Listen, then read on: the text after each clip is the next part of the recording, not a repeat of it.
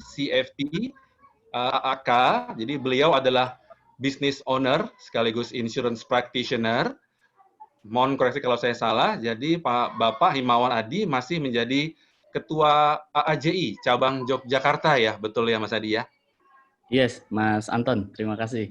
Oke, terima kasih Mas Adi. Jadi beliau akan memandu acara kita ini selaku moderator. Kemudian langsung juga kita sambut keynote speaker kita, Bapak Ahis Nasution, MBA, CHFC, CFP, CWM, ya Certified Wealth Manager. Beliau adalah Director and Chief Marketing and Strategic Partnership Officer at Signa Indonesia. Jadi beliau berpengalaman lebih dari 19 tahun di industri keuangan. Yang menarik, beliau juga adalah pengarang buku bestseller ya terbitan Gramedia, yaitu Cool, Calm, and Confidence. Oke, langsung saja kita mulai, kita sambut Pak Mas Adi Himawan dan Pak Ahis Nasution. Silakan Pak. Ya, terima kasih Pak Anton, Bapak Ibu semuanya, selamat malam. Assalamualaikum warahmatullahi wabarakatuh. Di sini dengan Himawan Adi, kita nanti berbicara kupas tuntas dengan Pak Ahis ya, berkaitan dengan asuransi. Ada 3 topik utama yang akan nanti kita jabarkan oleh Pak Ahis. Namun sebelumnya mungkin saya bisa kita sapa dulu Pak Ahis. Selamat malam Pak Ahis. Selamat malam Pak Adi, apa kabar semuanya? Semoga sehat-sehat semua ya. Ya, alhamdulillah sehat semua ya. Nah, Pak Ahis, nanti yang akan disampaikan kepada rekan-rekan ini ada 3 topik yang cukup menggelitik tadi kalau Pak Bayu sampaikan ya. Berkaitan tentang insuran. Nah, insuran ini ada yang 3 bocoran nih dari Pak Ahis tentang overview tentang insurtech, apa itu insurtech, begitu apa tetangganya ataupun adiknya fintech ya. Kemudian yang kedua adalah nanti case study tentang sandwich generation stressful, itu bagaimana. Kemudian yang ketiga adalah deep downturn ya dan uncertain recovery. Nah, kita belum bisa nebak nih kapan sampai berakhirnya dari COVID ini. Nah, untuk itu tanpa memperpanjang waktu, kita sambut Pak Ahis. Monggo, silakan waktu dan tempat kami persilakan. Ya, sebelumnya terima kasih Pak Adi, yang terhormat Pak Bayu, terima kasih telah memberikan waktu kepada saya. Sedikit memang nanti materi akan di-sharing oleh Pak Imran. Nah, ini sedikit. Jadi kita melihat bahwa 6 bulan terakhir atau pada saat kuartal kedua khususnya itu masa-masa yang sulit bagi kita semua. Banyak bisnis kalau kita lihat di deretan di small medium enterprises yang dulu tahun 98 sebenarnya menjadi tulang punggung dalam masa krisis, tapi pada saat ini mau itu SME, mau itu korporasi semuanya berdampak terkena dampak yang negatif. Jadi di sini juga khususnya asuransi, saya fokusnya bicara di asuransi, bagaimana kita melihat asuransi ke depannya dan kondisi yang ada sekarang. Dan nanti di pertengahan kita dari Signa itu melakukan namanya survei kepada lebih dari 10.000 responden, melihat apa sih yang menurut mereka, kondisi mereka yang mereka alami yang kondisi seperti sekarang ini. Mungkin silakan Pak Imran slide berikutnya. Dan kalaupun nanti kalau ada pertanyaan di tengah-tengah, silakan monggo. Saya nggak mungkin bicara terus. Mungkinnya kalau ada pertanyaan mengenai chat, Pak Adi gimana? Boleh ya seperti itu ya Pak ya? Ya, dengan senang hati nanti kita bisa interupsi setiap saat dengan timekeeping kita nanti closing di jam 20.30. Sehingga nanti kalau memungkinkan memang materi bisa selesai semua, syukur-syukur ada bonus tambahannya nanti Pak Ahis ya. Silakan monggo. Terima kasih Pak Adi. Ya, sedikit kita bicara mengenai insurance dan insurtech overview. Kalau kita lihat 2019, slide berikutnya, Pak Imron. Jadi sedikit saja, saya nggak akan banyak bahas di sini. Mungkin beberapa dari kita sudah paham mengenai insurance dan praktisi, tapi saya mengambil beberapa key point. Key point pertama adalah 5 tahun terakhir sebenarnya premi yang diterima di insurance itu 2 kali lipat dibandingkan 5 tahun sebelumnya. Tetapi di Q4 2019 itu mencapai growth-nya 5,8%. Compare di Q4 2019. Ini kita akan lihat data AJI yang baru di Q1 2020, cuman mohon maaf saya nggak bisa dapat detailnya. Saya menunggu data di Q2 2020 sebenarnya. Karena itu akan terlihat shifting dari data Q1 dengan data Q2, bisnis, produk, semua akan muncul di situ. Tapi sekarang saya hanya punya data Q1 dulu. Mungkin kedepannya kita akan bisa bahas yang data Q2 2020. Karena itu sangat berdampak langsung dengan kondisi COVID kemarin. Nah, kemudian kalau dari CAGR, Compound Average Growth Ratio, sebenarnya asuransi itu disebut seksi ya 3 tahun terakhir, tetapi 2 tahun terakhir itu pengaruhnya banyak karena single premi. Single premi yang muncul itu mungkin akhir-akhir ini berdampak negatif. Jadi sebenarnya di life insurance itu terkena dampak itu 2 kali. Pertama dari single premi yang banyak akhirnya gagal bayar. Yang kedua adalah masalah COVID yang 2020 ini terjadi khususnya di Q2. Nah, itu jadi dampaknya akan kita lihat di Q3 dan Q4. Insya Allah nanti datanya akan bisa saya sharing ke depannya. Dan kemudian BPJS mengklaim bahwa dia mengatakan 171 policy holder dia sudah ada di BPJS. Artinya 74% itu dari populasi sudah tercover oleh BPJS. Tetapi kalau kita lihat data kita yang ada, sebenarnya penetrasi kita masih di angka 2 aja. 2,7, 2,2, dan di angka itu terus dari 5 tahun terakhir. Kita nggak pernah lepas dari angka ini. Kenapa? Saya juga belum tahu, tapi kita akan lihat datanya. Dan kalau kita lihat, masih life insurance itu masih menjadi majority dari pendapatan premi di asuransi. Walaupun ada general insurance itu didominasi oleh auto insurance sebenarnya. Tapi anyway, kalau kita lihat dari COVID 2019 terjadi yang 3 bulan terakhir, kalau lihat dari data penjualan mobil baru, itu dampaknya drastis, turun 80 hingga 90%. Artinya mungkin dampak dari general insurance ini sangat berat sekali. Tapi di life insurance yang akan terkena dampak sangat berat adalah dari produk unit link. Karena di unit link itu aturan dari OJK itu mengharuskan untuk bertemu dan tatap mata face to face. Tidak bisa menggunakan jalur yang lain. Nanti kita jelaskan lebih detail. Dan tentunya di sini kalau kita lihat beberapa asuransi digital itu meningkat ya trennya dengan fintech-nya, financial teknologinya. Tapi ini ada pasar polis, sekolah, future ready, jaga diri, segala macam. Tapi be careful, kalau produk yang dia gunakan produk adalah lebih ke arah istilahnya P2P, peer-to-peer, itu juga akan banyak pengaruh. Ya, kita akan lihat di Q3 nanti. Slide berikutnya, Pak Ifron. Nah, ini kalau kita lihat, saya nggak akan banyak, ini hanya beberapa player-player besar, ada Prudential dan seterusnya, Sinarmas hingga Aca. Slide berikutnya, Pak.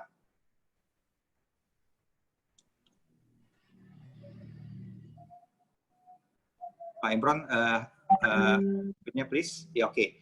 Nah, ini yang kita lihat. Ini sebenarnya ini akan menjadi curiosity. Ya, kita akan curious hasilnya bagaimana di Q2 2020. Karena di Q1 atau Q4 ini kita ambil datanya, bahwa offline agent, artinya offline agent itu ya mereka yang tetap muka langsung tanpa menggunakan channel distribusi online, itu masih menjadi penyumbang saluran distribusi yang utama. Di mana agent itu penyumbang dari unit link-nya besar sekali, kalau agency itu rata-rata jual unit link, itu bisa 90% hingga 80% jual unit link, dan bank insurance juga sama, itu 42% totalnya itu juga banyak menjual unit link. Ini akan kita lihat pengaruhnya di Q3 nanti.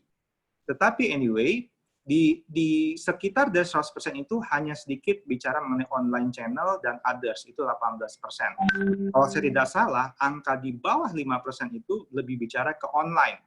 Online itu salah satunya adalah telemarketing dan online penjualan melalui online. Ya. Nah, kalau kita lihat,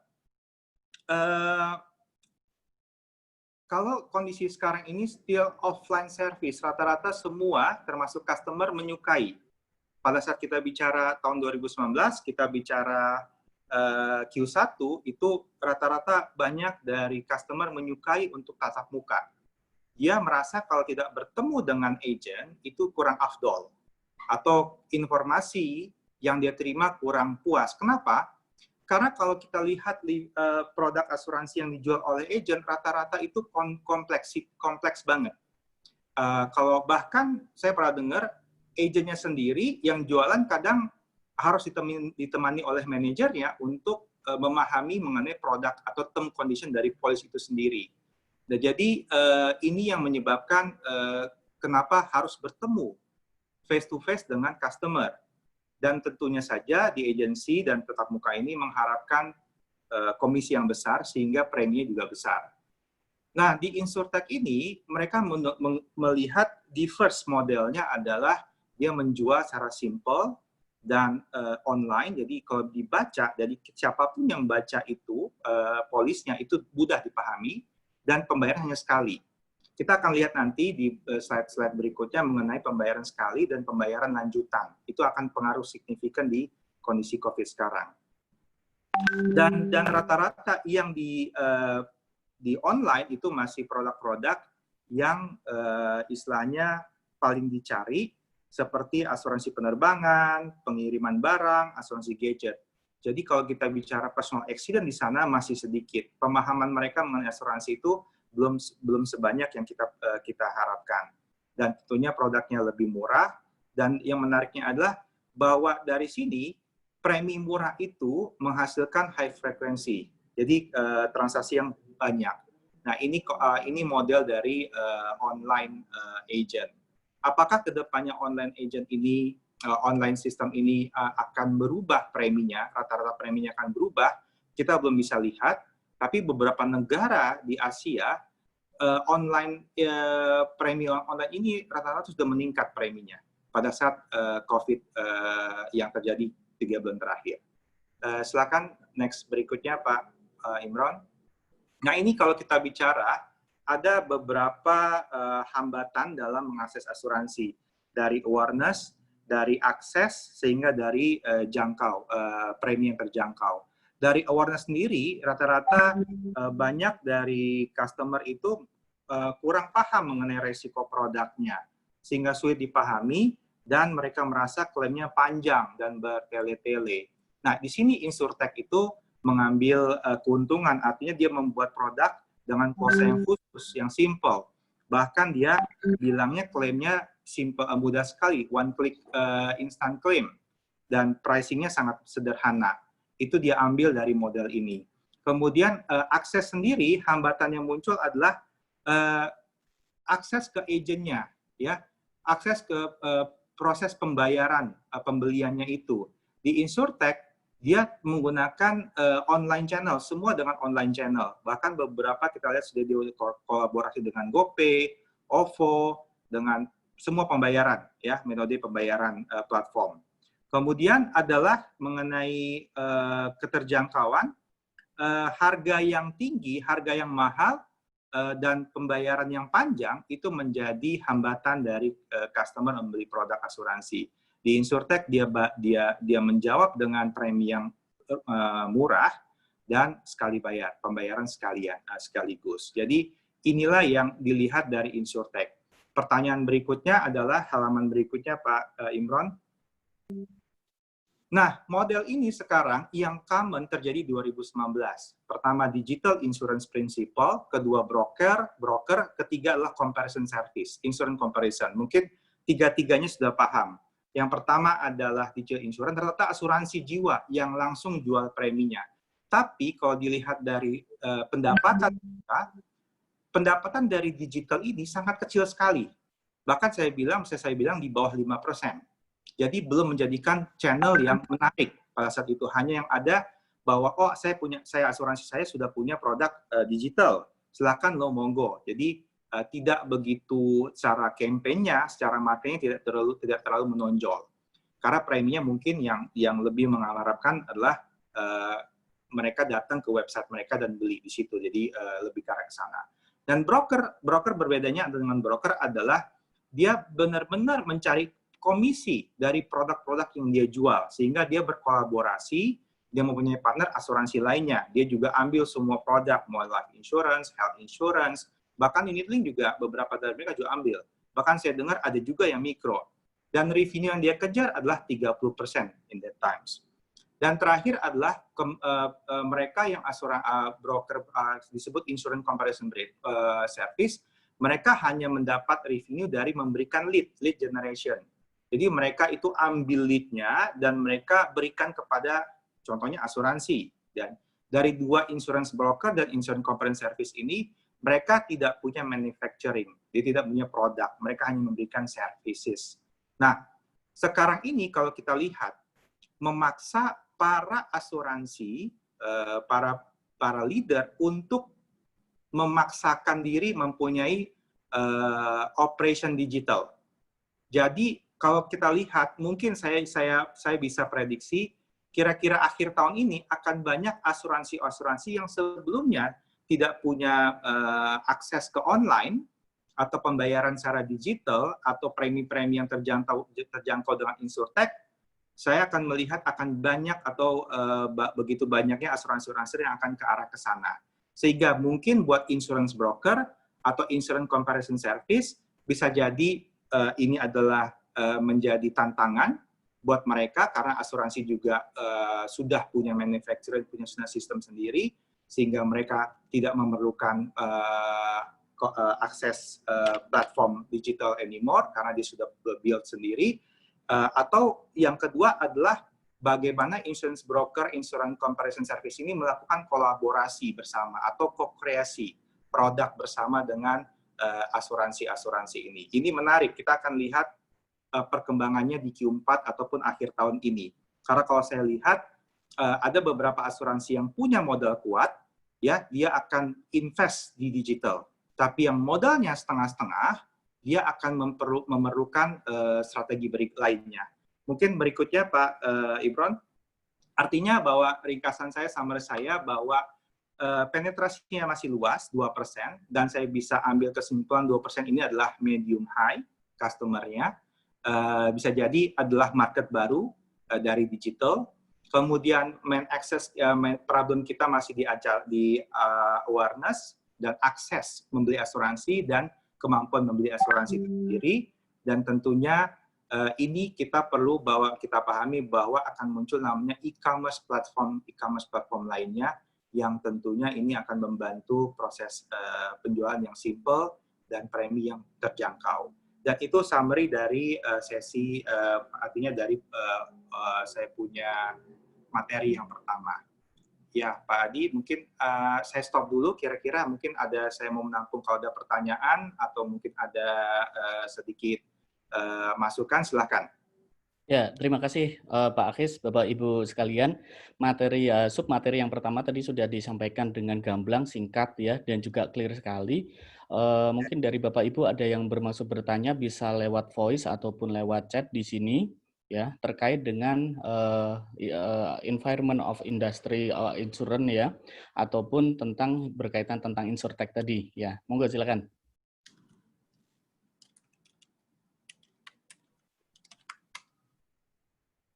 Ya, mungkin sembari menunggu rekan-rekan bertanya ataupun menyampaikan pendapat ini Pak Akhis, mungkin ada yang menarik di sini dari yang Pak Akhis tadi sampaikan ya berkaitan dengan insurtech ya, di mana insurtech ini menjawab 3 kesulitan dari asuransi konvensional. Nah, mungkin pertanyaan kita sebagai para pelaku financial planner ataupun perencana keuangan ini Pak Akhis ya, dengan perubahan market baru digital insurtech ini, kira-kira apa saja yang bisa dikontribusikan oleh FinPen ataupun kita bisa ambil bagian di mana aja ini Pak Akhis dengan perubahan yang baru ini?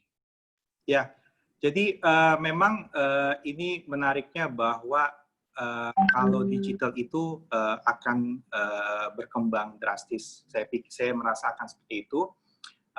Tapi anyway, kita akan melihat bahwa perlu banyak pembelajaran, khususnya di Indonesia. Satu, akses juga kita masih jauh dari yang kita compare dengan negara-negara berkembang, contoh negara-negara development lainnya seperti China and Singapura, Malaysia, kita masih jauh akses itu sendiri. Dan tentunya kedua terakhir yang kita akan pengaruh mengenai resiko-resiko yang muncul ke depannya. Jadi nanti akan saya lebih gamblang lagi di sesi terakhir, Pak Adi, ke depannya. Ya, baik. Terima kasih Pak Akis.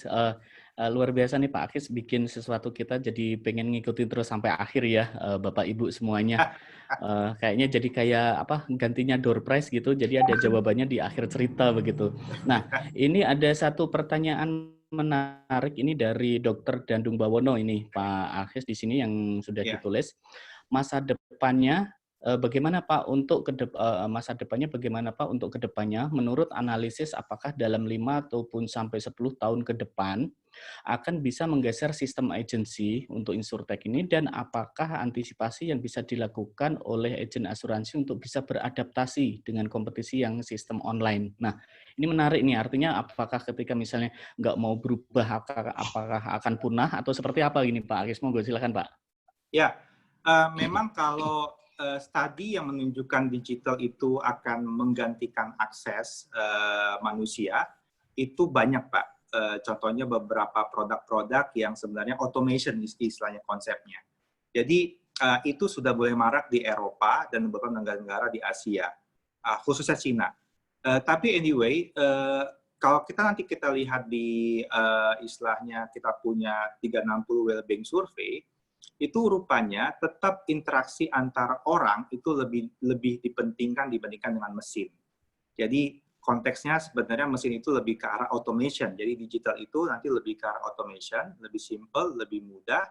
Tapi untuk beberapa hal mereka lebih nyaman untuk berbicara dengan manusia langsung. Apakah itu dengan face to face?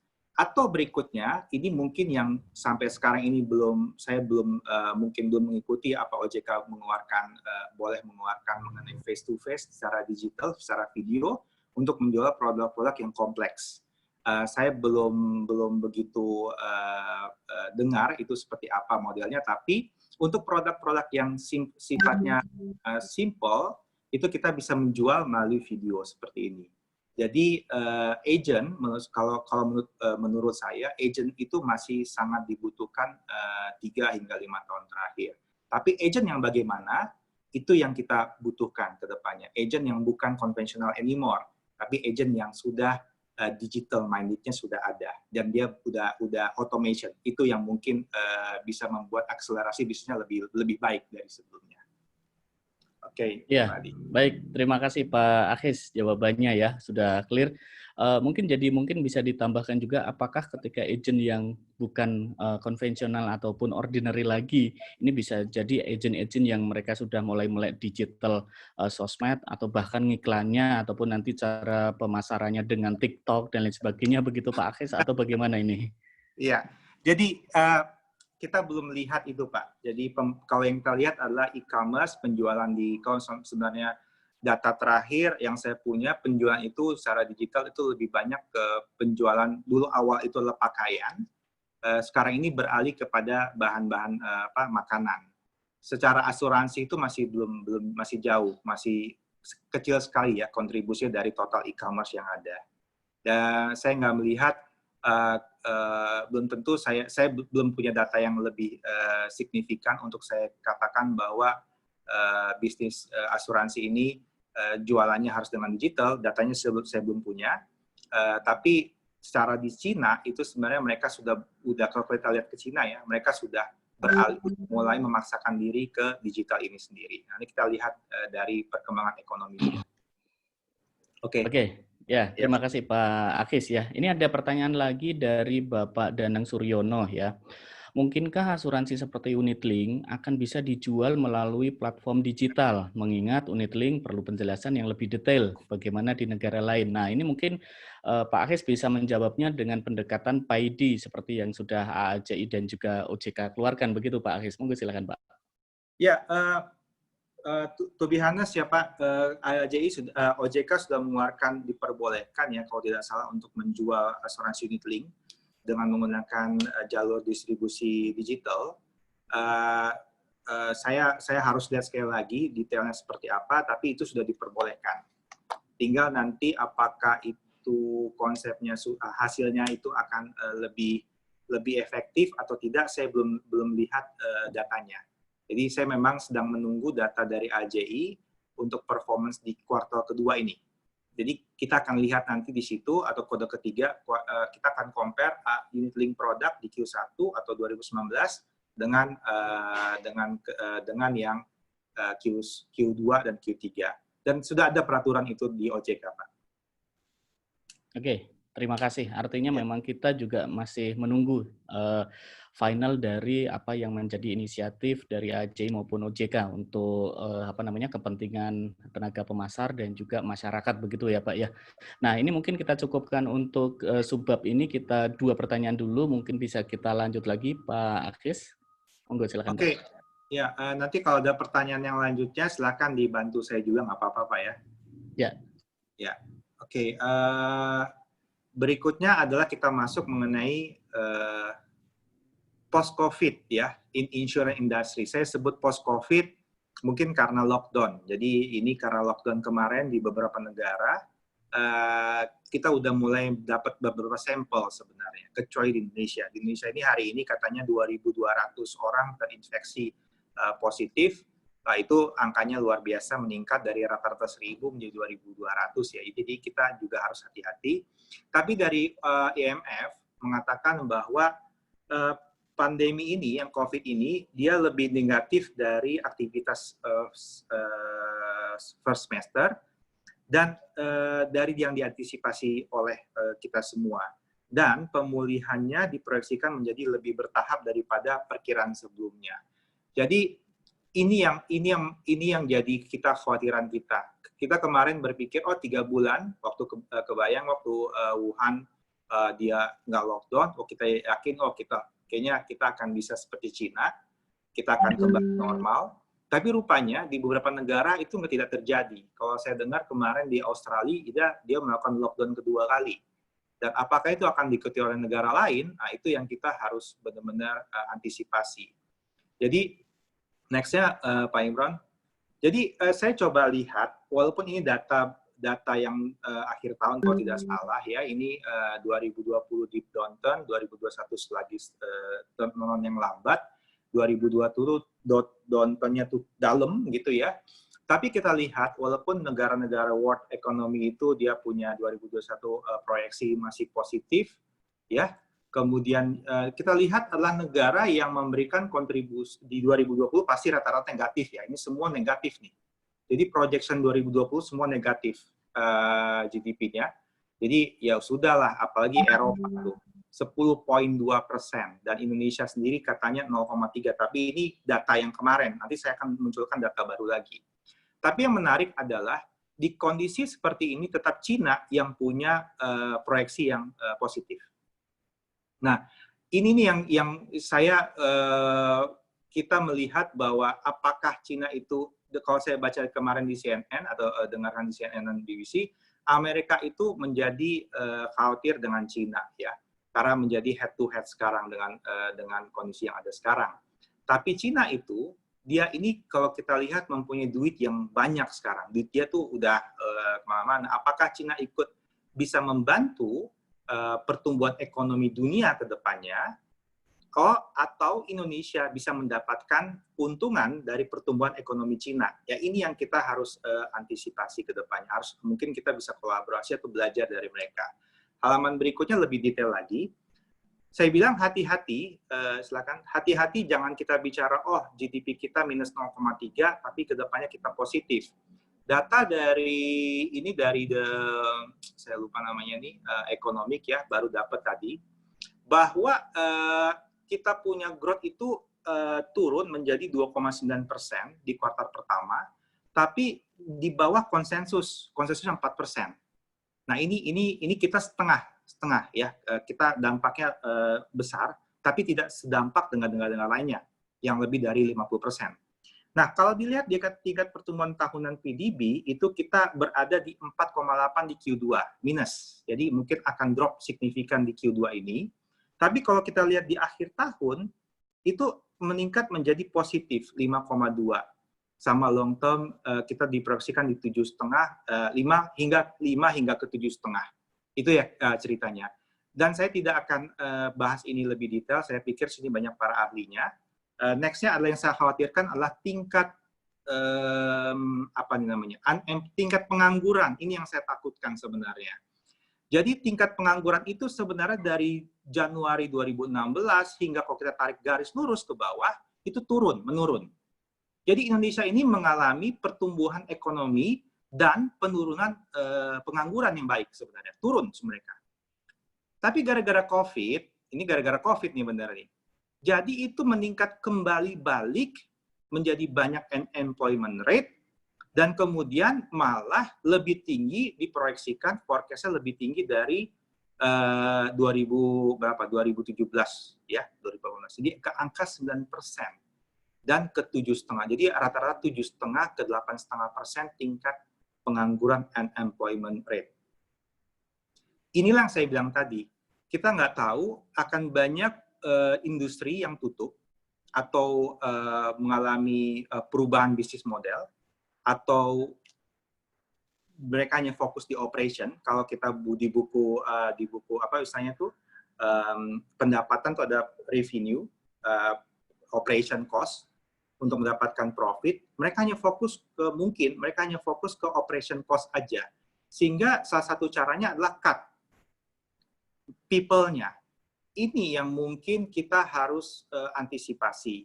Saya sih nggak melihat ini cara yang baik, cuman mau nggak mau perusahaan yang mempunyai duitnya terbatas atau capitalnya juga terbatas, dia harus melakukan sesuatu. Nah, ini yang kita harus antisipasi. Pertanyaan berikutnya, apakah mereka bisa menjadi agen asuransi? Kan begitu ceritanya. Kalau ada beberapa kasus, bisa nggak mereka kita pindah industri? Bisa saja gitu. Jadi, tapi kalau kita lihat unemployment-nya meningkat, tapi GDP-nya juga bagus, tidak terlalu drop seperti ini, saya pikir ini hanya masalah shifting industri. Jadi industri yang tidak profit, dia akan pindah ke industri yang profit. Nah, ini yang kita saya lihat dari model ini. Belum tentu benar, tapi datanya kita harus dapatkan lagi karena data ini hanya forecast berdasarkan 3 bulan terakhir forecast-nya.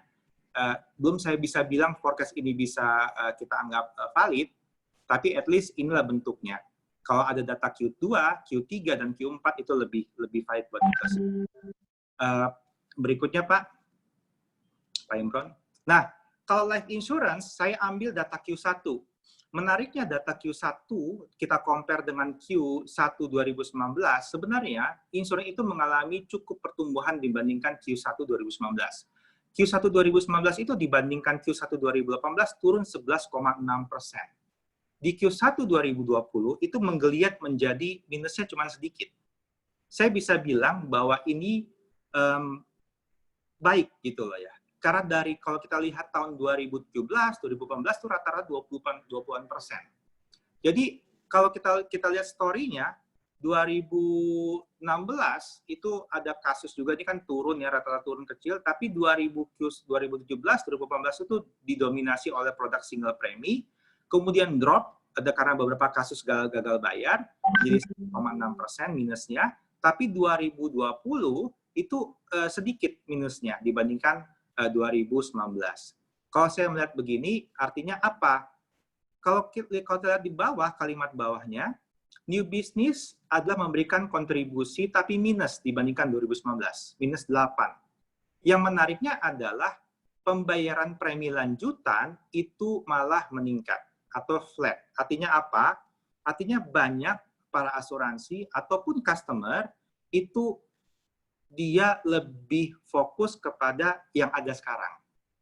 Dia tidak mau mencoba hal baru atau membeli produk baru, karena tadi awareness-nya, karena ada negatif image gara-gara pembayaran single premi yang tertunda bayar atau gagal bayar, sehingga beberapa dari mereka yang sudah punya pengalaman di asuransi, mereka stay, akan melanjutkan pembayaran.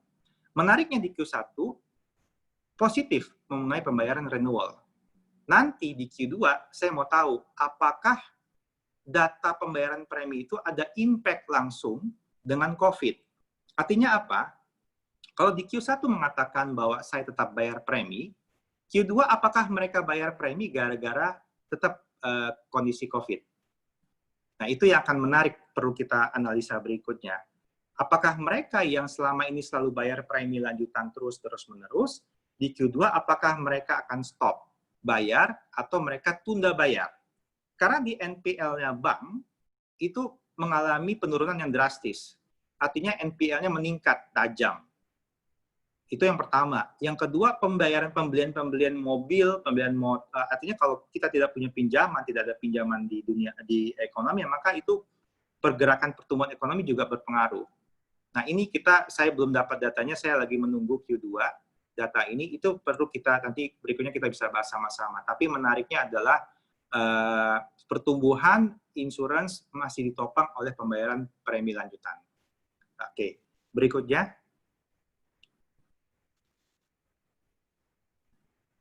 Silakan tanya, Bro. Ya. Nah, ada fenomena baru yang ini muncul dari tahun lalu sebenarnya, generasi sandwich. Generasi sandwich ini disebut stress dan stuck in the middle.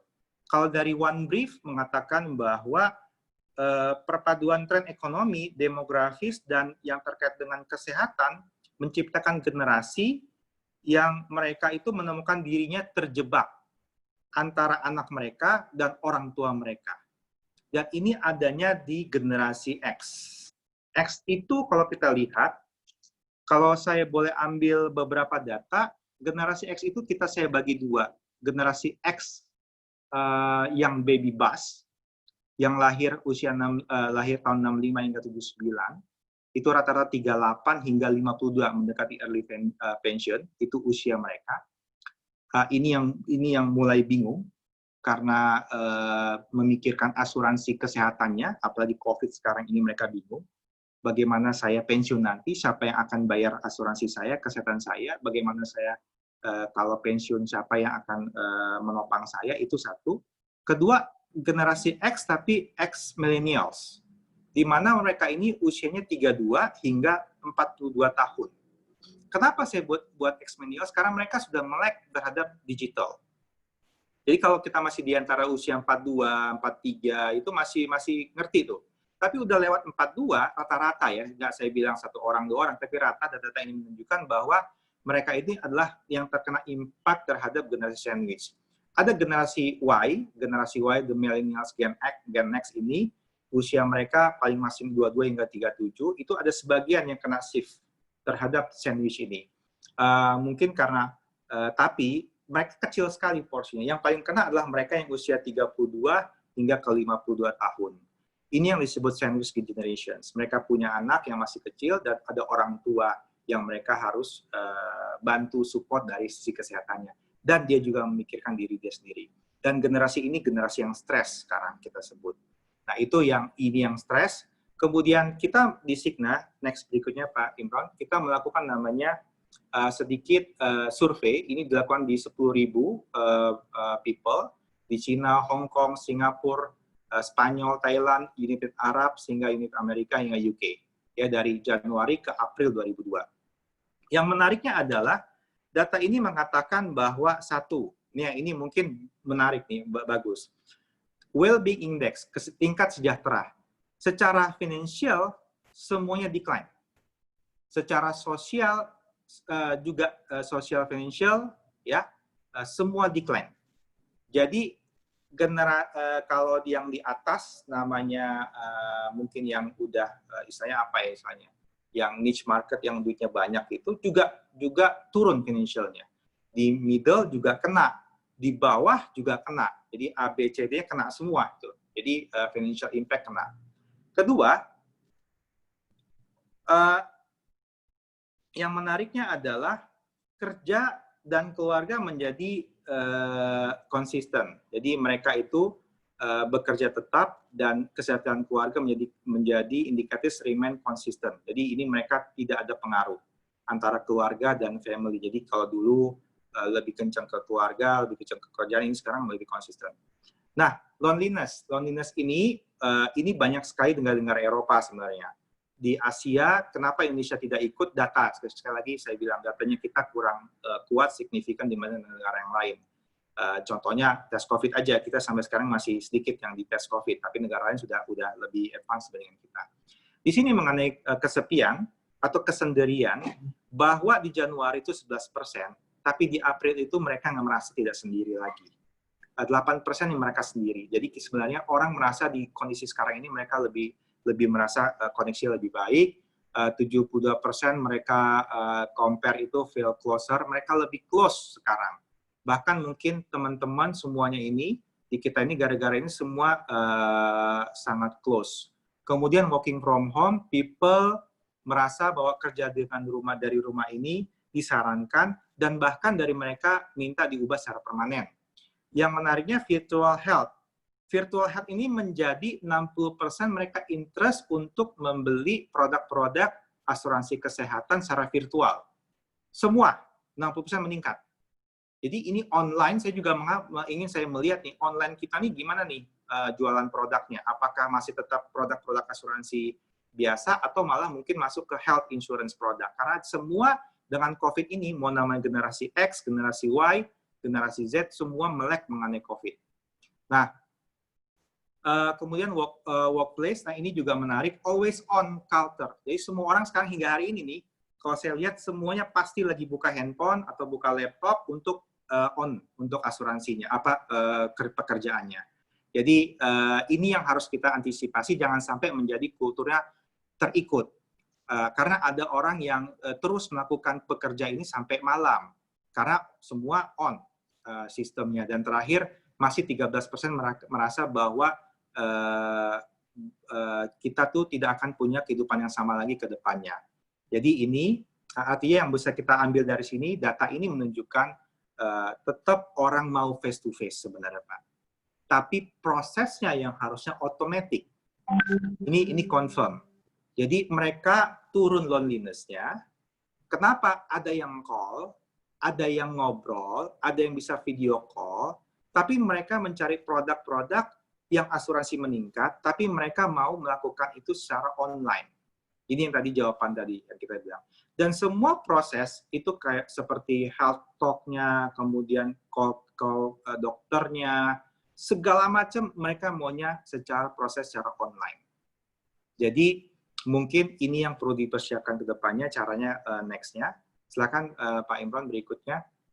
Mungkin waktu juga saya khawatir. Apa boleh saya lanjut dulu ya sedikit? Ini setelah ini kita tinggal 15 menit lagi. Mungkin Pak Adi ada pertanyaan tadi beberapa atau bagaimana? Apa kita mau bahas dulu? Mungkin kita lanjutkan aja materinya ini karena udah langsung 2 submateri ini ya Pak Akhis ya. Setelah Pak Akhis selesaikan, nanti langsung kita masuk ke Q&A sekalian aja begitu Pak Akhis.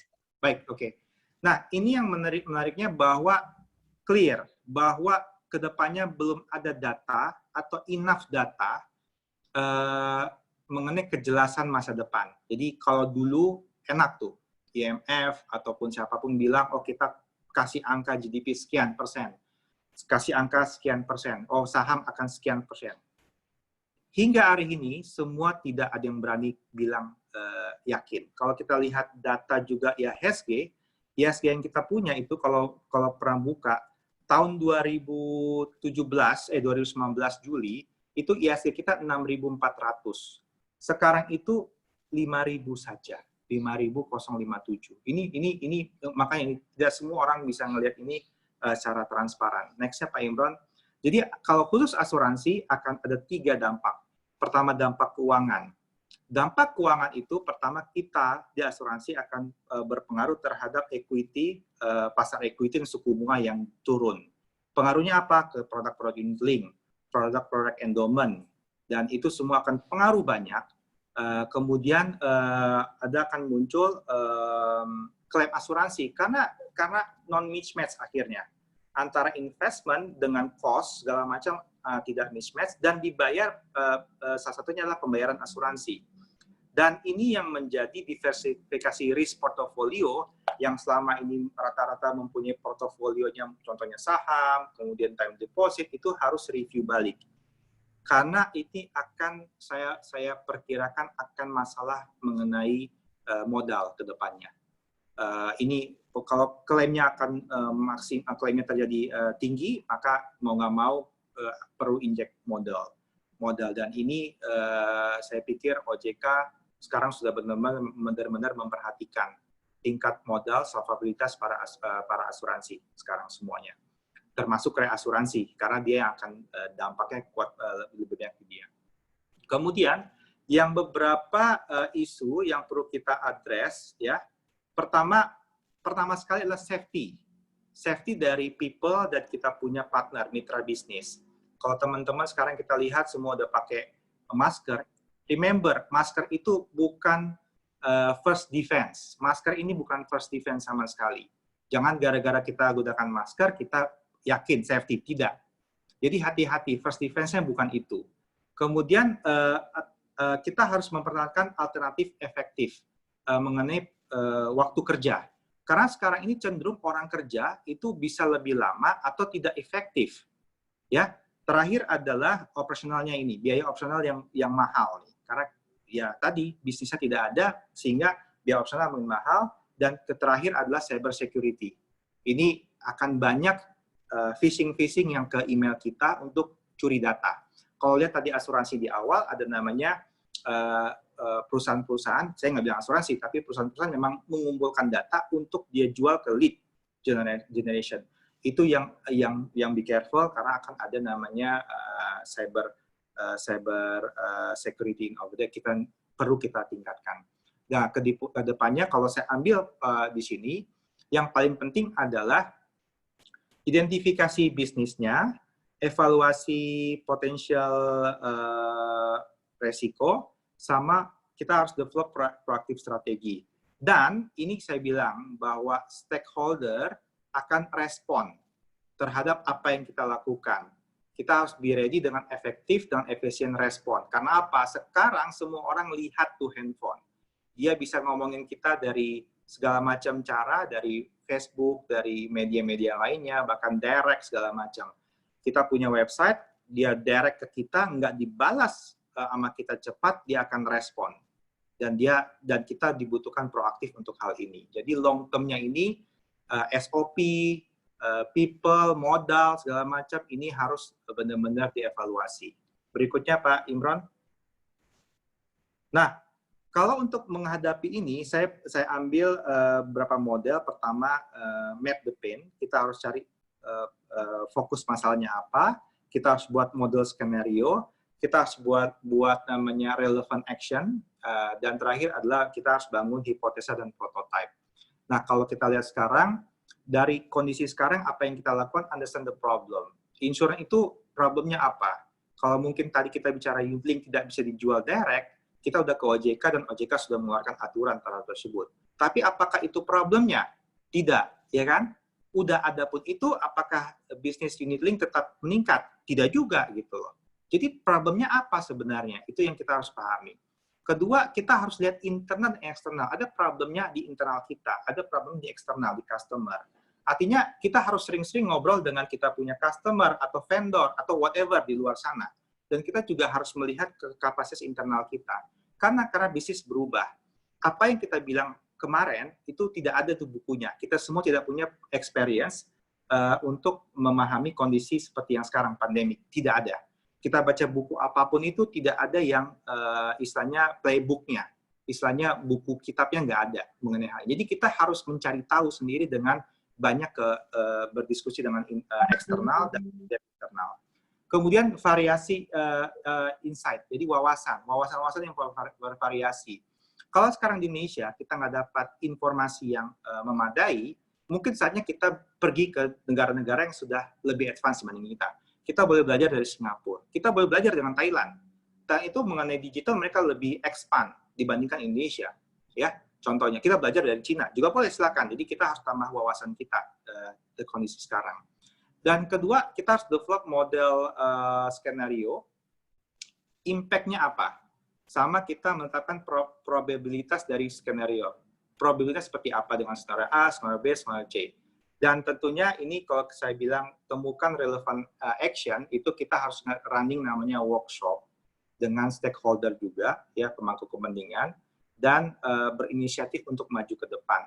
Terakhir adalah kita harus memiliki pola pikir yang memulai. Kita harus mulai ini.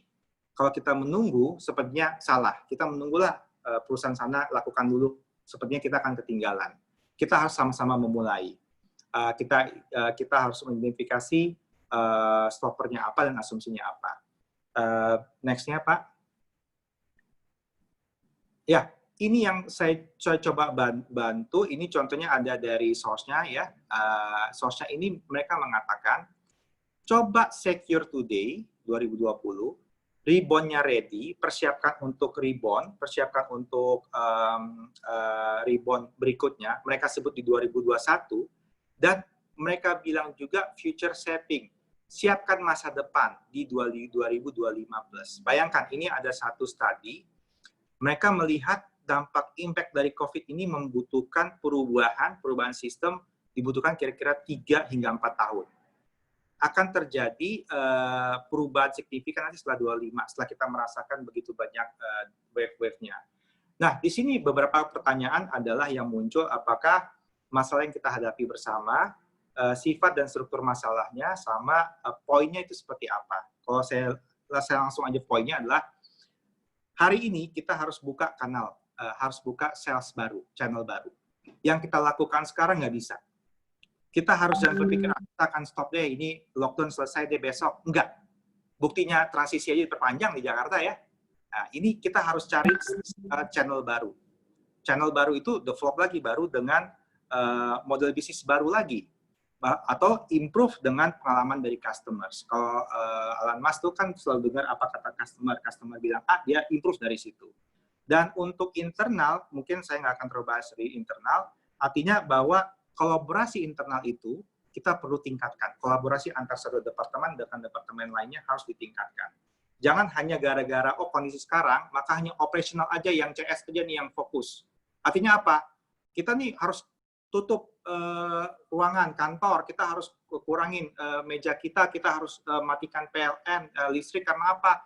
Nggak ada yang kerja, nggak begitu. Kalau perusahaan sudah di-drive oleh orang-orang operasional, siap-siaplah perusahaannya mati. Karena dia hanya fokus kepada cost. Tapi kita harus fokus kepada yang paling atas, revenue.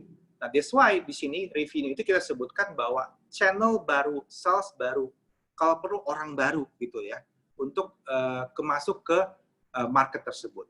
Nah, berikutnya rebound ready adalah perubahan. Mungkin aja perubahan itu akan menjadi penolakan. Ya, hari ini kita bicara webinar gitu. Banyak dari kita nggak paham, nggak mau, atau ya malas lah ikut webinar. It's okay, nggak apa-apa. Itu penolakan yang muncul. Tapi apakah ke depannya kita akan melakukan ini terus-menerus atau akan menjadi face-to-face? Saya yakin 3 bulan ke depan orang lebih prepare untuk webinar dibandingkan face-to-face. Masih takut gitu ya. Ya ada juga orang berani untuk ketemuan, is okay. Kemudian satunya yang menariknya adalah kita punya bisnis insurance. Kalau kita hanya bicara insurance saja, mati kita. Kita harus kolaborasi dengan yang berdekatan. Insurance mungkin bisa berdekatan dengan life general insurance, life dengan general, atau life insurance dengan asuransi kesehatan, misalnya kesehatan dengan rumah sakit contohnya. Atau sekarang ini dengan penerbangan, bisa jadi ya, Garuda atau segala macam, kita kerjasama dengan mereka. Atau bukan hanya itu, kita mungkin bisa kerjasama dengan banyak bisnis yang berdekatan dengan insurance. Itu yang perlu kita explore. Dan terakhir, shaping yang baru, bahwa akan muncul bisnis identifikasi peluang pasar yang baru. Proposisi kita juga harus berubah. Kalau kita lihat perusahaan-perusahaan Fortune 500 dan dengarkan CEO mereka, ya 10 dari Fortune 500 itu CEO mereka, apa mereka buat di April kemarin, pada saat mereka April-Mei kemarin bicara dengan pemegang saham, mereka datang dengan strategi baru. Mereka menggunakan new strategy. Jadi dengan new proposition. Semua rata-rata. Apapun itu perusahaannya. Jadi mereka tidak mau menunggu. Mereka lakukan shaping. Mereka melakukan new proposition.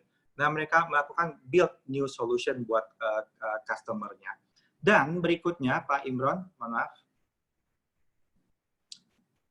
Halaman berikutnya ini modelnya. Ini saya nggak akan terlalu detail di sini karena model bisa dibuat. Tapi kalau dibaca di garis itu ada sebelah kiri, mohon maaf kecil sekali, itu asumsi kalau tidak siap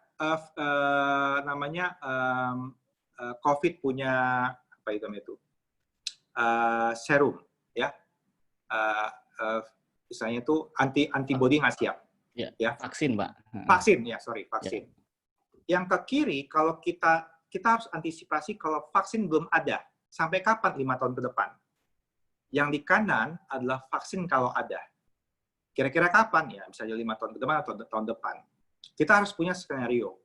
Skenario yang mana yang akan kita ambil? Yang di atas adalah skenario yang memberikan income, high profit. Yang bawah adalah skenario yang tidak memberikan profit. Silakan di mapping aja, kira-kira kita harus melakukan apa, tapi yang jelas, kalau kita balik ke normal, itu ada box yang kanan atas, return to normal, itu artinya apa?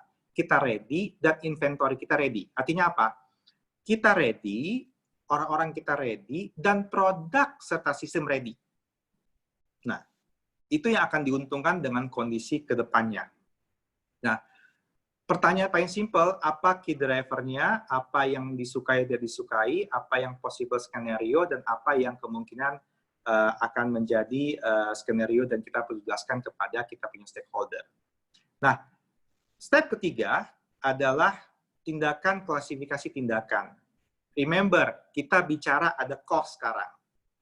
Jangan trial and error. Bahaya, trial and error, kita problemnya asuransi trial and error, belum ready, kita jangan-jangan itu malah gagal. Itu yang disebut low performance. Kita harus bicara low hanging fruit. Itu menariknya tadi saya lihat. Di Q1 bahwa banyak renewal premium kebayar dibandingkan new business. New business turun, pembayaran premi meningkat. Artinya apa? Customer yang kita punya ada sekarang, itu kita harus kembali ke mereka. Karena mereka yang memberikan performance yang lebih sukses dibandingkan model bisnis yang lain. Kalau sekarang semua ini mempertahankan customer-nya, itu yang harus kita jaga. Customer kita harus kita jaga. Balik ke mereka. Tawarkan mereka lagi produk yang relevan dengan yang sekarang.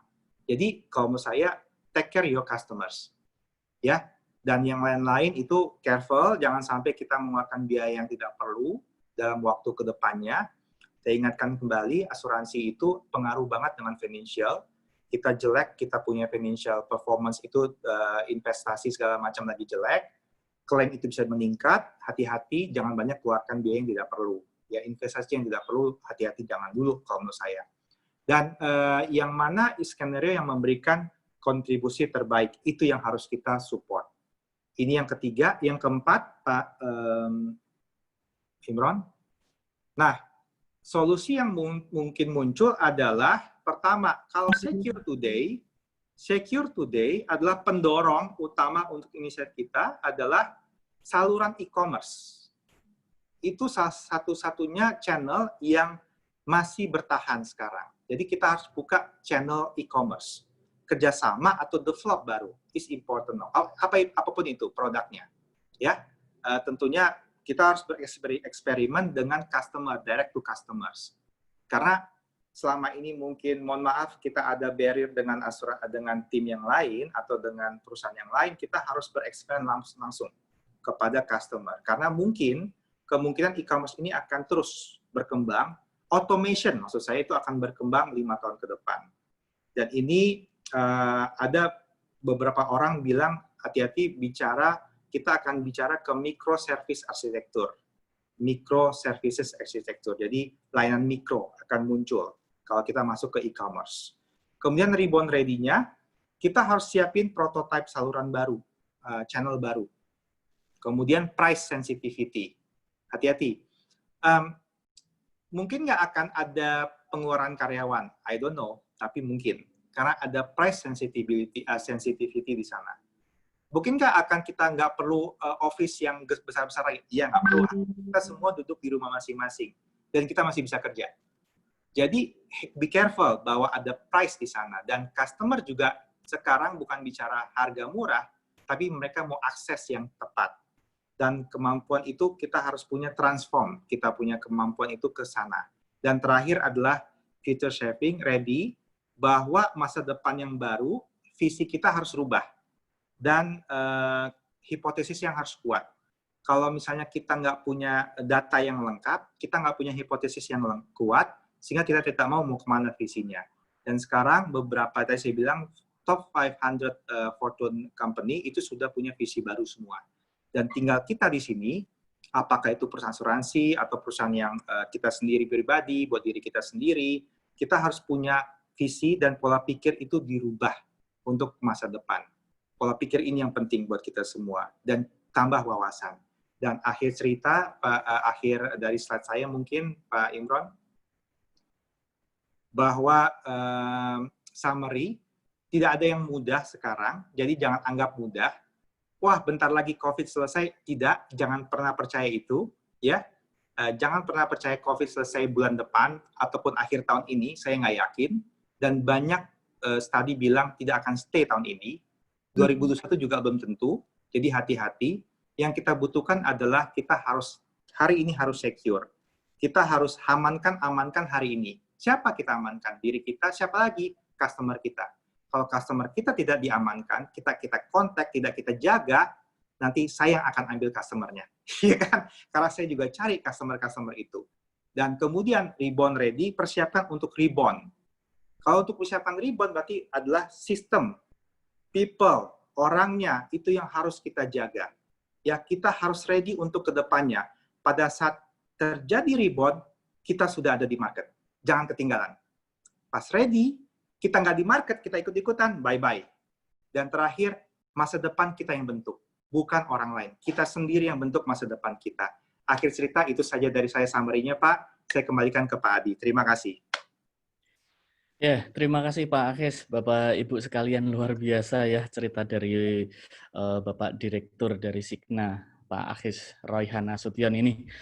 Sampai speechless tadi kalau dengerin tentang mungkin beberapa step yang financial planner bisa lakukan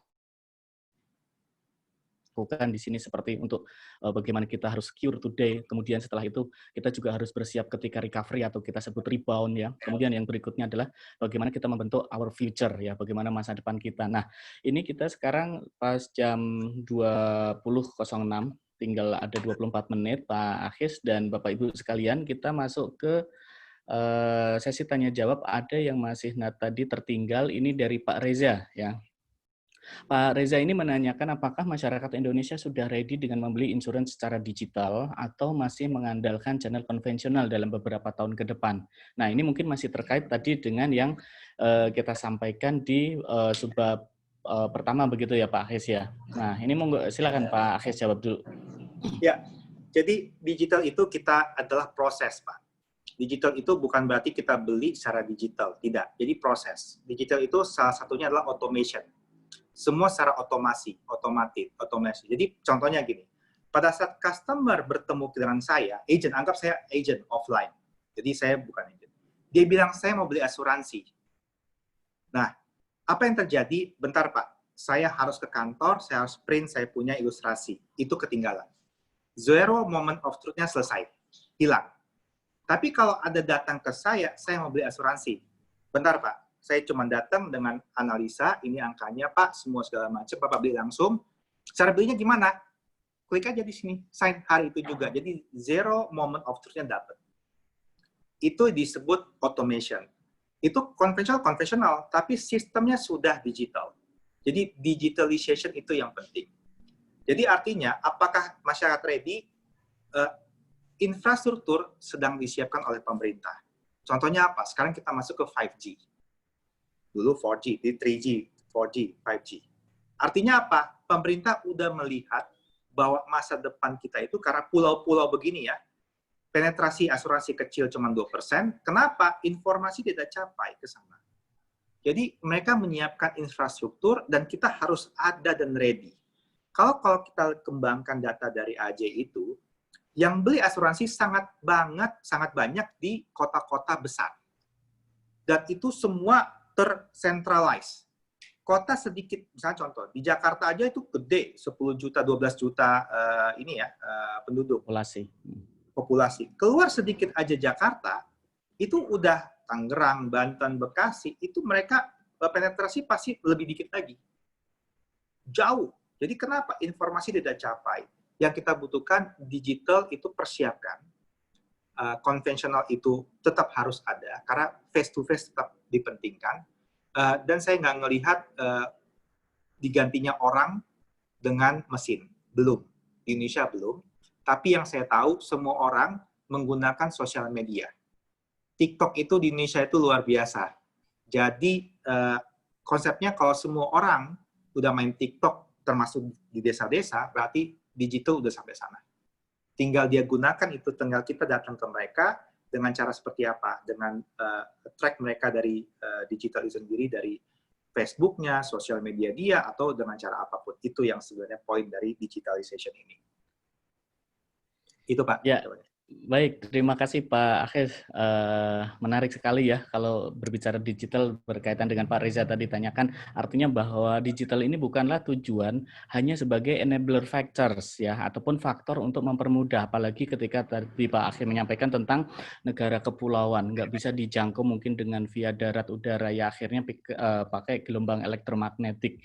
Nah, selama TikTok ini juga nggak di-ban ya, seperti di India dan juga di Amerika ya. Nah, ini makanya masih terbuka luas untuk mungkin Bapak Ibu financial planner dan juga terutama Bapak Ibu di sini yang memang sebagai pelaku dari industri asuransi ya, ini banyak sekali kalau kita lihat para peserta yang dari asuransi. Nah, ini bisa menggunakan platform-platform tadi untuk memudahkan kita dan juga untuk menjangkau kepada yang lebih jauh lagi. Mungkin kita pernah kontak ataupun ketemu terakhir 5 tahun, 10 tahun yang lalu, tapi dengan adanya enabler factor ini, bagaimana kita akhirnya bisa kasih informasi baru, kabar gembira, ada produk layanan baru, dan seterusnya, begitu ya. Baik, terima kasih Pak Akhis dan juga Bapak Ibu sekalian. Untuk Bapak Ibu sebagai peserta webinar ini, kami harapkan untuk bisa mengisi form evaluasi yang sudah kami kirimkan lewat chat di bawah itu, yang tulisannya bit.ly ya, WCFP_2, itu mohon nanti diisi di akhir acara, dan juga nanti di akhir acara juga kita ada seremonial baru yang namanya foto bersama lewat screen ya. Nah, kemudian kita melanjutkan untuk pertanyaan berikutnya dari Pak Luki Herviana. Nah, ini terkait dengan market provisioning ataupun intermediaris di pasar begitu ya. Jadi bukan broker dan juga bukan insurance yang create sendiri. Apakah market provisioning seperti pasar polis dan lain-lain dapat mendorong pertumbuhan bisnis asuransi? Nah, ini pertanyaan yang bisa dibantu oleh Pak Akhis. Semoga Pak Akhis, silakan. Ya, pasar polis dan beberapa fintech itu pasti dia akan membantu perekonomiannya. Karena di dalamnya ada unsur modal yang disetor, juga ada premi yang disetor, dan juga ada manusia dan sistem. Jadi sebenarnya kalau dibilang mereka sudah berkontribusi terhadap ekonomi dari cara membeli aset, membeli itu udah kontribusi. Apakah kontribusinya besar terhadap bisnis insurance? Kalau dilihat tadi, itu sebenarnya masih didominasi oleh agency sama bank insurance. Jadi, ini yang dilihat oleh mereka pemain digital, bahwa marketnya masih luas untuk bermain di digital. Sedangkan market yang konvensional, yang face-to-face, dan agency, dan serta namanya bank insurance, itu bisa diukur. Istilah seperti itu konsepnya. Jadi kalau ditanya akan berkembang, saya dengan COVID kan sekarang ini, saya lihat akan berkembang. Angkanya sebesar apa, saya belum tahu. Saya harus perlu data lagi.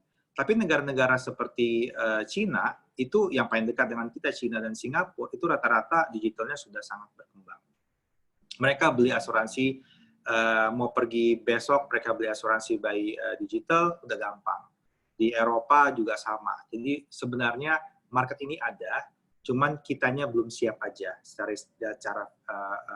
secara dari sistem, secara platform, dan people-nya. Dan mereka ini menunggu. Ini yang saya sebut reborn ready tadi. Mereka menunggu masa itu. Contoh cerita adalah Halodoc. Ya, ini menarik Halodoc. Halodoc itu udah ada 2 tahun yang lalu. Tapi nggak banyak orang menggunakan Halodoc. Dan dia percaya bahwa one day semua orang akan menggunakan telekonsultasi, call ke dokter mereka, kemudian beli resepnya dari situ, mereka tinggal kerjasama dengan apotik, dan apotik tinggal antar obatnya ke rumahnya. Dulu nggak ada. Penetrasi 0, karena kita juga kerjasama. 0, sekian yang menggunakan telemedicine. Tapi hari ini 3 bulan terakhir, 4 bulan terakhir, Halodoc segala macam itu malah menjadi partner pemerintah. Contohnya apa? Mereka kalau misalnya mau tes COVID bisa langsung dengan Halodoc. Kalau beli obat, jadi saya yakin saham mereka ini 3 bulan terakhir ini 4 bulan melonjak. Sama kayak Zoom aja. Zoom kan kita nggak pernah pakai pikiran nih akan seperti ini nih. Zoom ini nih. Ya, itu saham Zoom udah meningkat aja. Mereka menyiapkan rebound ready dari dulu gitu. Pas itu kejadian, mereka mendapat keuntungan. Itu yang saya sebut persiapkan. Dan apapun itu, masing-masing perusahaan, masing-masing dari kita punya pen map-nya itu. Masalahnya apa? Di situ kita kembangkan dari masalah tersebut, Pak. Itu yang mungkin saya jawab, Pak. Ya, terima kasih Pak Akis. Luar biasa ya, menarik. Kayaknya 2 jam, 5 jam nggak bakal cukup ini kalau ketemu sama expert seperti Pak Akis ini ya, Bapak Ibu sekalian ya. Karena selalu mencerahkan dan juga mencerahkan begitu. Kemudian kita beralih ke pertanyaan berikutnya Pak Akis. Ini ada Bapak Susatyo Widodo. Mohon izin bertanya, apakah the new normal nanti industri asuransi sudah memperhitungkan potensial fraud yang akan meningkat? Nah, jadi berbicara tentang apakah dengan new normal potensial fraud-nya juga meningkat atau seperti apa? Bagaimana antisipasinya mungkin? Monggo silakan Pak Akis. Ya, benar Pak. Jadi sebenarnya potential fraud itu dari pemerintah sudah muncul. Waktu terjadinya COVID, dia mengeluarkan namanya relaksasi. Relaksasi pembayaran pinjaman. Itu sebenarnya untuk meminimalisasi fraud. Takutnya orang nggak mau bayar. Nah, di situ asuransi juga melihat pemerintah sudah memikirkan ke sana, kita juga harus hati-hati. That's why fraud itu akan muncul kepada khususnya produk-produk asuransi kesehatan. Ya, kesehatan seperti apa? Dia akan klaim bohong misalnya ya, bahwa dia sakit, dibilang dia sakit, tapi tidak bisa, dia mendapat keuntungan dari situ. Dan itu kejadian 2 tahun lalu, setahun yang lalu, ada namanya mafia-mafia yang menggunakan kelemahan dari asuransi kesehatan untuk mendapat keuntungan dari dia. Dan ujungnya di penjara juga. Walaupun sebenarnya ada 10 asuransi yang terkena dampaknya dan mereka disu kan, tapi ya akhirnya orang ini di penjara juga. Tapi fraud itu sekarang bukan hanya dari klaim. Sekarang kita juga melihat dari sistem, dari database, dari internal kita sendiri. Jadi be careful bahwa first of defense itu kita harus tingkatkan. Internal kita itu paling penting karena apa? Bisa saja dengan kondisi sekarang kita harus hati-hati jaga data perusahaan kita, data customer kita. Kita nggak tahu karyawan kita mempunyai niat yang bagaimana, bukan tentu karyawan kita juga, mungkin dari luar, dari akses dari cyber security tadi. Itu akan muncul fraud-fraud yang baru. Kemudian dari customer sendiri, tentunya customer yang paham terhadap term and condition yang ada. Dan itu kita harus kuatkan fraud system kita. Tapi anyway, apapun itu, kita harus be careful bahwa fraud selalu ada dan harus dilakukan penjagaan, pengetatan di investigasi. Karena investigasi itu akan belajar, dari situ kita belajar apa yang terjadi, kita akan develop produk baru untuk menjaga fraud. Karena fraud pasti ada. Itu Pak, terima kasih. Ya, baik. Terima kasih Pak Akis ya. Artinya bahwa fraud itu dengan ataupun tanpa new normal itu akan tetap ada. Bagaimana antisipasinya? Nah, inilah yang perlu kita ketahui dan juga mitigasi kita bersama begitu ya. Kemudian kita beralih kepada penanya Bapak Evin Zul Hakim ini. Ya. Menarik Pak Akis, tolong diuraikan bagaimana dari sisi internal penanggung dalam hal perhitungan risiko, mungkin underwriter ya. Apakah terjadi pergeseran yang cukup signifikan karena ada penanggung yang sudah berani memberikan perlindungan COVID-19, namun banyak juga yang wait and see begitu. Monggo silakan Pak. Oke, menariknya perlindungan COVID ini di asuransi itu ada klausul pengecualian. Jadi kalau term and condition di asuransi ada pengecualian itu tidak nggak bayar klaim. Nah, COVID ini tidak ada di pengecualian. Dan rata-rata asumsinya COVID ini bukan dimasuk sebagai epidemik ya, yang besar. Bukan dianggap seperti kejadian luar biasa. Saat ini. Ya, belum dianggap. Jadi sehingga kita menganggap ini adalah penyakit, contohnya sama dengan penyakit yang lain, flu, dan tingkatnya meningkat lebih sedikit dibandingkan yang lain. Artinya kita belum melihat bahwa produk COVID ini akan produk perlindungan COVID ini akan menjadi masalah besar ke depan. Malah kita melihat dengan adanya cover COVID ini akan memberikan keuntungan buat insurance. Artinya apa? Awareness masyarakat itu meningkat. Jadi, meningkat ya, saya harus cover nih kalau terjadi apa-apa dengan saya nggak punya asuransi. Silakan di-cover dengan asuransi. Mereka akan meningkat. Kalau dilihat dari saya, pengalaman kita ini di website kita itu 3 bulan terakhir, trafficnya meningkat sekali. Traffic yang datang dan bertanya mengenai asuransi kesehatan termasuk cover COVID. Sehingga kita mengambil kesimpulan bahwa produk yang berhubungan dengan COVID itu sekarang sangat diminati.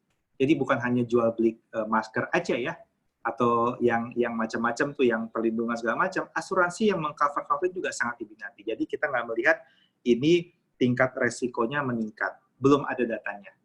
Belum signifikan, saya bilang. Tapi di underwriting harus hati-hati, termasuk di reasuransi. Mereka hati-hati.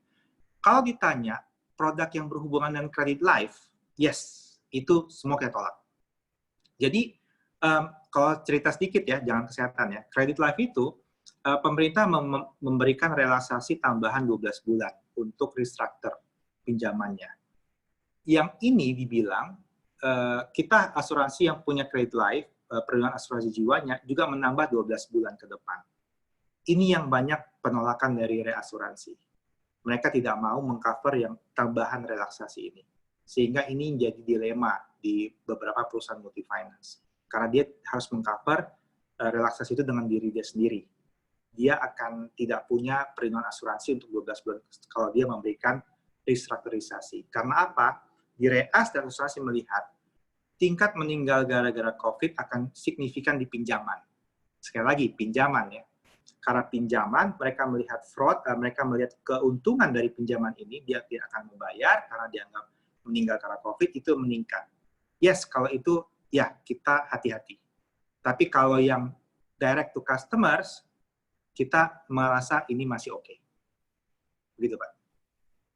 Ya, baik. Terima kasih Pak Akhis ya.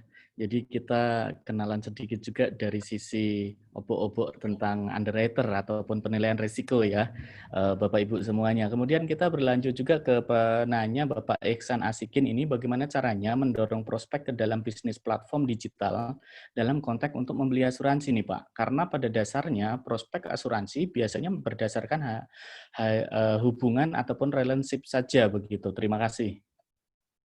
Ya, benar sekali. Jadi tadi saya bilang bahwa kalau market kita masih di Gen X, saya buka tadi usianya tadi ya, itu mereka mementingkan sekali pertemuan tatap muka, itu pasti. Dan problemnya di Gen X itu ada yang udah millennials, X itu juga generasi X millennials juga ada yang udah nggak millennials, baby bus, ya. Dia dekat dengan baby boomer lah. Nah, kalau yang baby bus ini, susah kita ngobrolnya. Karena memang mau nggak mau kita harus ketemu mereka. Tapi problemnya mereka juga takut ketemu kita. Karena COVID juga kan. Karena asumsi mereka yang kena COVID itu bukan gara-gara COVID meninggalnya. Karena komplikasi penyakit lainnya. Sehingga mereka-mereka ini yang benar-benar membutuhkan asuransi, tapi mereka takut bertemu dan mereka hanya menunggu. Yang saran saya buat mereka, kita call. Kita telepon mereka, kita ajak mereka berdiskusi, kalau perlu memang kondisinya harus lama-lama bertemu. Yang lainnya, bahwa ada customer yang sudah melek, contohnya di generasi X millennials, generasi Y, generasi Z, itu yang mereka butuhkan adalah moment of truth. Jadi waktu beli pertama sekali, waktu mereka lihat pertama sekali, itu mereka mau. Kalau di awal mereka nggak tertarik, mereka langsung keluar. Jadi artinya apa? Materi yang kita siapkan itu sangat simpel, mudah dipahami, dan preminya diterjangkau. Mereka ini tidak memberikan uang pertanggungan. Mereka ini nggak peduli dengan UPM. Wah, kalau kita ngomong marketing advertising kita buat preminya nih 1 miliar, they don't care. They will not see our product. That's it. Tapi dia yang penting adalah pengalaman. pengalaman dalam menjalankan proses tersebut. Itu yang sebenarnya kita harus develop. Apakah website kita harus perbaharui, atau mungkin kita sebagai agent, kita harus benarkan kita punya Instagram kita. Kan ada beberapa produk Instagram tuh yang, siapa namanya, saya lupa, itu asuransi jualannya. Tapi dia bukan kayak asuransi, dia cerita soal ini, soal dan melaku gitu. Dan mereka agent, digital social media agency, boleh, go ahead gitu loh. Jadi, create kita punya pengetahuan terhadap media digital, tapi be careful, kita harus punya target market. Kalau target market kita terlalu luas, ya susah. Kita harus benar-benar fokus kepada market yang bisa kita handle.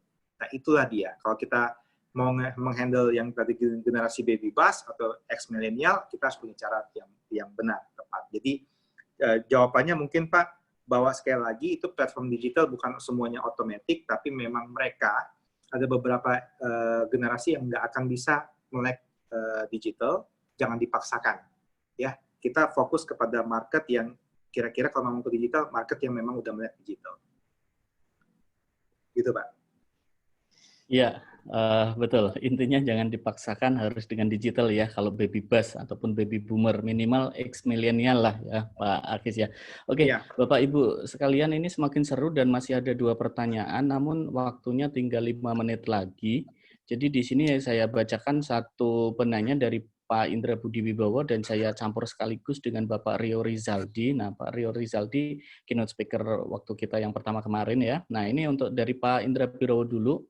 Pak Akis, terima kasih untuk sharingnya. Menarik dengan tren insurtech dan rebound strategi yang lebih proaktif dan juga digital. Nah, yang pertama, insurance adalah people business, bagaimana kita bisa tetap create emotional touch dengan market, dengan tren digitalisasi. Nah, insurance adalah people business, bagaimana kita bisa tetap create emotional touch. Jadi bagaimana digital tapi tidak meninggalkan dengan sentuhan-sentuhan layanan pribadi. Tadi yang sebenarnya sudah diulas sama Pak Akis ya, tentang pertanyaan di atas. Kemudian yang kedua dari sisi perusahaan asuransi, bagaimana GCG ataupun kalau kita sebut good corporate governance bisa ditingkatkan lebih baik ya. Ini yang kedua. Kemudian yang ketiga, kira-kira tahun 2025 nanti berapa penetrasi asuransi di Indonesia? Thanks Pak. Nah ini baru dari Bapak Indra Budi Wibowo ya. Kayaknya beliau pakar asuransi juga ya kalau dari pertanyaannya dalam semua. Kemudian yang kedua dari Pak Rio nih. Pak, misalnya kita bandingkan Halodoc dengan penjualan asuransi secara online. Di kasus Halodoc, orang yang dulunya senang ketemu dengan dokter jadi terbiasa via online. Apakah terjadi juga di insurance dan juga institusi keuangan lainnya, seperti penjualan reksadana dan juga sebagainya? Mengingat tadi dikatakan bahwa di insurance, orang lebih suka bertemu kalau saya tidak salah tangkap ya. Nah, itu yang ditanyakan Pak Rio. Mungkin sekarang masuk ke Pak Indra dulu. Silakan Pak Akis. Wah, ini pertanyaan Pak Indra nih mengerikan. Ya. Jadi benar Pak, bahwa create emotional touch itu penting. Jadi walaupun kita bicara insurance, kalau kita tidak face to face, at least kita harus punya, di sinilah marketing bekerja Pak. Marketing and advertising bekerja di sini. Jadi kalau kita lihat bahwa banyak sekali advertising yang sekarang itu tidak ngomong asuransi directly, tapi lebih bicara mengenai people, emosional, mengenai kesedihan, kesusahan, kesenangan. Nah, itu salah satu cara dari tim marketing untuk menangkap market-market yang lagi memang kita tuju. Jadi, tentunya pada saat di awal, momen turut pertamanya itu, kita harus datang dengan strategi di marketing, digital marketing yang benar-benar sesuai dengan kemauan pasar. Artinya, saya setuju bahwa create story emotional touch. Contohnya kalau misalnya teman-teman, Bapak Ibu sekalian, kita lihat di Instagram atau kita WA, itu banyak sekali cerita-cerita yang membangun. Ujung-ujungnya asuransi. Itu udah ada tuh. Tapi kedua adalah intas dalam prosesnya sendiri, dalam digitalnya sendiri memang harus people easy, fokus ke people, cara mengisinya harus sesuai yang people mau. Gitu. Kalau sangat complicated, people touch-nya hilang. Jadi emosionalnya itu memang semua harus dijaga dari awal, waktu dia melihat advertising hingga pembelian produk, termasuk prosesnya. Kemudian saya masih melihat Pak, masih yakin bahwa face to face itu masih besar peranannya dalam bisnis industri asuransi, khususnya jiwa ya, masih dibutuhkan sebelum ada produk-produk yang bisa menggantikan unit link atau produk-produk yang arahnya lebih komplikatif. Itu yang pertama. Yang kedua, GCG mungkin ya Pak, ini sudah banyak risk management sertifikasi sekarang. Level direksi harus minimal pas, level di bawah direksi juga harus punya sertifikasi risk management, kemudian kita harus punya beberapa ahli asuransi, satu ahli asuransi, itu semua sudah diatur oleh pemerintah. Dan itu sangat dipantau oleh OJK. Kasus terakhir, yang 2 terakhir asuransi itu pengaruh dari GCC yang tidak dilakukan dengan ketat. Sehingga pemerintah mungkin konsepnya saat ini, khususnya OJK, tidak mau kecolongan lagi istilahnya. Jadi mereka pasti, kita sendiri selama ini diaudit, bisa ini sekarang setahun sekali diaudit oleh OJK. Jadi ini peran pemerintah juga sama. Dan tahun 2025 penetrasi bagaimana? Sebenarnya yang kita lihat ada 2030. 2030 itu adalah generasi alfa.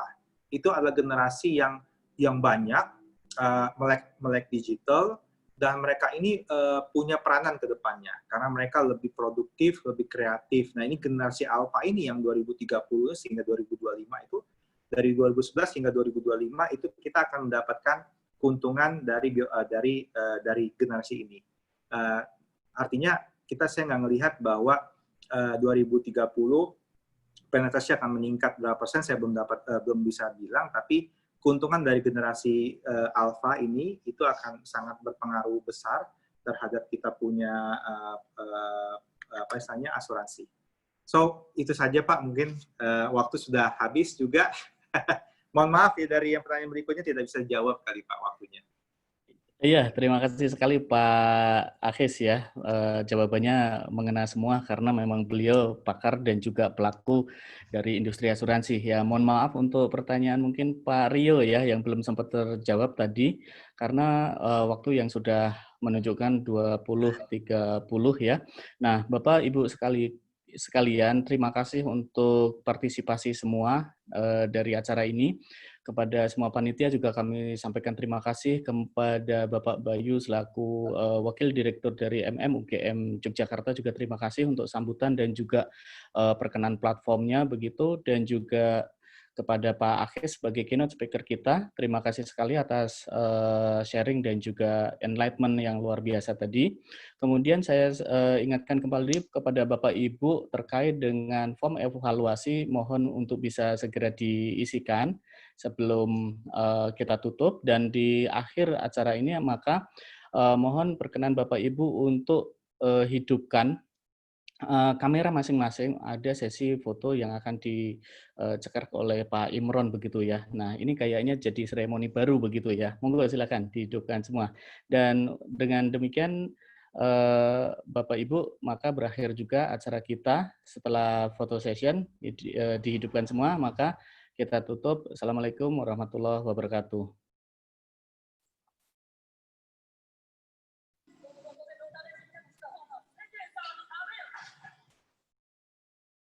Sudah dikontrol semua ya, Pak Imron. Ada 70 peserta yang masih stay. Oke, luar biasa. Who's dead? 70. Who's dead?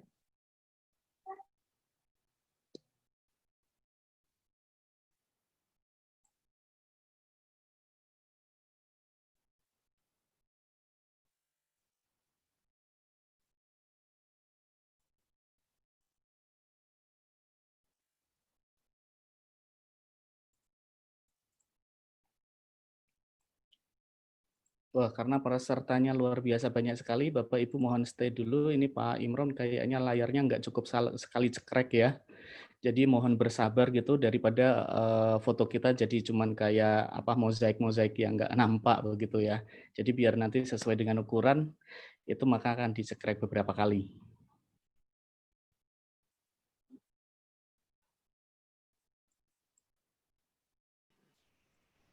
Sudah Pak. Oke, baik.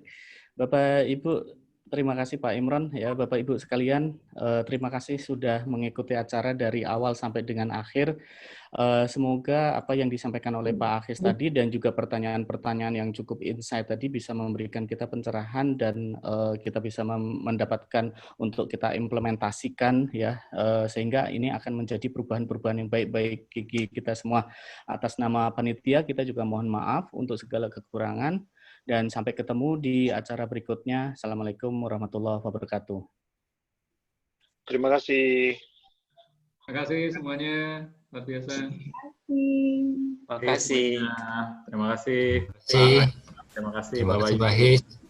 Salam sehat semuanya. Selamat malam semuanya. Terima kasih Pak Ais, terima kasih Pak Imawan, terima kasih Mas Imron. Terima kasih Mas Imawan, Pak Akis.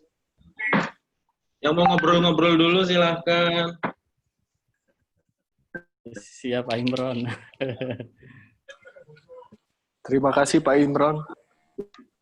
Sama-sama Pak Isan. Thank you Pak Himawan, Pak Imron. Seru nih hari ini. Ya, thanks Pak Rio. Iya, Pak. Sorry Mas ya, Evin. pertanyaan Bapak terakhir ya, nggak bisa kejawab karena time Injury keeping time. tadi. Injury time. Itu kayaknya sesama narasumber harus saling menjaga, tidak saling mendahului kayaknya tuh Pak Rio. Oh begitu ya Pak Evin ya. Nanti Pak dijawab Arif aja Budiman. berarti Pak. Apa kabar Pak? Ya, sehat. Hai Pak Arif. Iya, iya. Halo, apa kabar semua? Pak Nanda, Hendrik, semuanya. Aryo, Halo. ya. Halo Mas Ya, Arif. halo, Pak. Malam. Oh, ada Pak Nanda juga. Ya. Sorry ya, aku nggak tahu nih kameranya jadi turn off, turn on, turn off, turn on. Don't know what happened. Siapa mau jadi berikutnya? Bicara berikutnya, ayo. Volunteer, Pak Evin, Pak Isan. Yang Saya putaran-putaran terakhir aja deh. Jagoan emang nongolnya belakangan. Iya, jagoan Pak. Iya. Kita rutin rencananya sebulan sekali. Sebulan sekali ya Pak. Pak Rio pertama, kemudian Pak Ais terusan. Iya. Tinggal cari berikutnya nih. Volunteer mungkin Pak Isan bersedia, Pak Evin, welcome. Pak Nanda juga ya. Ya, Banyak expertise di sini Pak, Bu. Ya. begitu saya siap nanti saya pasti akan kabarin nih, Mas Arif. Tema yang lagi menarik apa? Misalnya bulan Juli Agustus. Artinya biar up to date juga buat kita semua yang ada di sini. Gitu. Iya. Ya, bayang sih Pak ya. Tapi produk investasi apa aja sih kan? Saham, insurans. Bisa dibahas semua tuh Pak, apalagi ya? Ya, rencana sih 4 pilar kan ya. Pilar harusnya ya. insurans, investment udah. Tinggal yang pertama cash flow, sama yang terakhir tax sama estate planning. Pajangan dan waris, betul. Udah teks dulu nih, kayak seru nih. Nah, iya ini dia, sudah di hadapan kita. Mana ya? Teks mana nih? Wah, nggak ada. Beliau lagi Tadi yang pakar teksnya lagi ada tetangga katanya datang. Iya. Satu guru satu ilmu nih, Pak Evin nih, pakar teks juga. Saya lebih di insurans daripada itu, daripada Mas Yuki. Wah, dia teks. Kalau saya insurans memang. Ya. Nah, tadi pertanyaan saya tadi tuh memang lebih ke dapurnya kita, karena kan memang kami juga masih maju mundur nih, ya kan? Karena ngelihat trennya kok, apalagi terakhir-terakhir ini kan kenaikannya kan yang terinfeksi kan signifikan sekali. Iya. Dari 1.000, 1.200, 1.600, 1.800, 2.000 sekarang, makanya 2.625. 2.625 ya. Sebenarnya itu terjadi Pak karena udah harus terjadi sebenarnya 2-3 bulan yang lalu. Cuma karena daya tracing kita itu 2 bulan lalu masih baru nyampe 10.000 per hari, 12.000 per hari. Jadi nggak kelihatan. Nah, sekarang kan naik tuh. sehari bisa 23.000, bisa 24.000. Nah, baru ketahuan sekarang. Jadi sebenarnya ini adalah something yang harusnya terjadi 2 bulan yang lalu, gitu. Cuman karena tracing kita tuh naiknya nggak pelan gitu ya, jadinya. Tapi bukannya kalau ada orang yang udah terdeteksi ketika kapasitas kita belum kemampuan medis kita belum naik gitu ya Pak Nanda ya. Bukannya udah lewat 14 hari itu udah selesai gitu Pak? Gitu nggak ya? Kalau saya melihatnya gini Mas Pak Rio, kita semua nggak berpengalaman dengan kondisi pandemi ini gitu loh. Iya. Bener sih. Bener sih tadi disampaikan juga sih nggak ada juklaknya untuk Iya, nggak ada juklaknya. Jadi kami dari industri